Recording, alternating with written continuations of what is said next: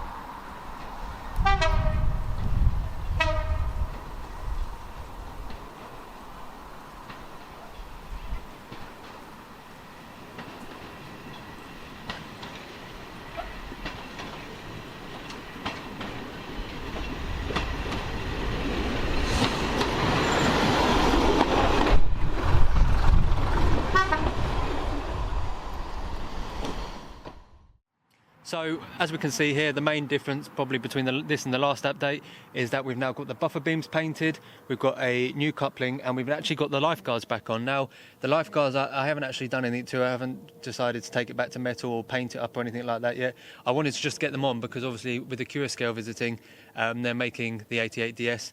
I needed to make sure these were on, so it gave some kind of what they would look like back when they were straight out the factory.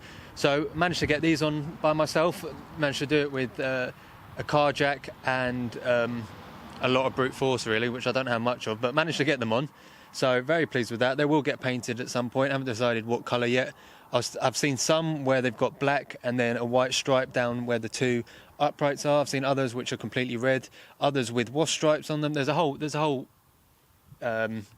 There's a whole plethora of different colours that I can use for this, so if you've got an idea, do let me know down in the comment section. But the bit above, as you can see, the buffer beam is now all painted red. It originally had wash stripes here, but as some of you know, I'm going to be putting the wash stripes back onto the bonnet and the rear of the cab. So that means that this then went back to red, which I'm really pleased with actually. It could do with some touching up around some of the bolts and stuff, but the majority of it has come out quite nicely. And then finally, if we look straight ahead of us here, we've got the 3-link, the screw link coupling. So I have still got the original 3-link couplings that go on this. However, when it comes to shunting and pulling things around, we found it a lot easier to use a screw link. Now these have been commandeered from various places. I've got one on the front and one on the back, and engineering have very kindly machined down a pin that actually fits in the slightly older coupling, because this is off modern day rolling stock, shall we say. The pin that goes through the hook is slightly thinner than the pins that are used today, so that's been machined down to have a nice snug fit in the coupling hook. So thanks to Mick from engineering for sorting that out. But yeah, that's pretty much everything on the front as far as I'm aware.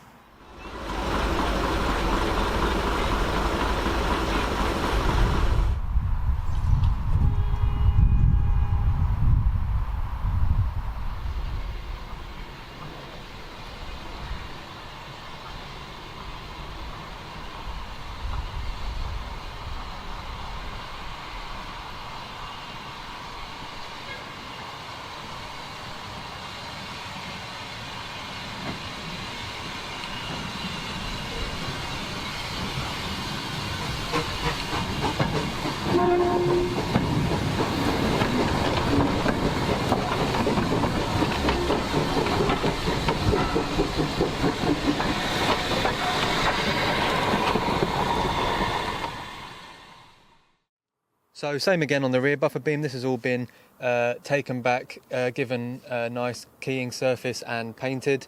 And then again, we've got the lifeguard back on there, not painted up or anything. But again, that's something I can come to later on. I think I may have mentioned in the previous update, painted all the marker lights. I've given them a nice fresh coat of black paint, as well as the lamp brackets as well. And I'm pretty pleased with how they've come out. This pipe work here, even though it's got a bit of paint on it, I am going to replace it with something slightly more flexible, because the ones at the front, the pipe's actually cracked. I don't know if that's just because it's been out in the sun or whatever, but yeah, I'm going to replace them. And then probably the most obvious thing on this side, not sure how well you see it from this angle, but I've actually gone along and painted all the weights that have been added to the side, because remember, of course, the 88 comes in two variants, the 17 tonne and the 20 tonne. The 20 tonne having the extra large buffer beam and all the weights down the side. So I've sanded them back and given them a coat of black paint. I still need to do all the underside and the steps and all the other little bits of details and stuff. Anything along here as well still needs painting. But yeah, quite happy with how they've come out actually. It's given it a nice finish for at least the 50th anniversary gala, as well as the Accurascale visit as well. So apart from that, I think on the engine we've rebalanced the gearbox. I think that's the correct term of the process. And I've also topped up the oil, and we're going to do, the reason it's on the pit here is we're going to do a gearbox oil change, as well as flush out all the old fluid from the cooling system, all the coolant, and we're going to put a load of fresh stuff in ready for the winter. So that's why it's over the pit at the moment. I've got hopefully a couple of weeks to get this sorted out. But yeah, other than a lot of cosmetic work, we had it actually running at the diesel gala the last weekend to actually filming this, and over the 2 days I think it ran for about 6.5-7 hours on the first day, and then about 7.5-8 hours on the second day without having to shut it down or anything, and it ran the whole day, no problems at all. Pulled a few wagons around, did a little bit of shunting, and it was really good to sort of get a day just sort of playing with the Ruston and having some rolling stock to move about as well. And hopefully if any of you guys did come down for the diesel gala, I have seen some photos on Facebook, hopefully you enjoyed it. There was plenty going on, had pretty much everything diesel that runs at the moment running, so yeah, it was a really good weekend.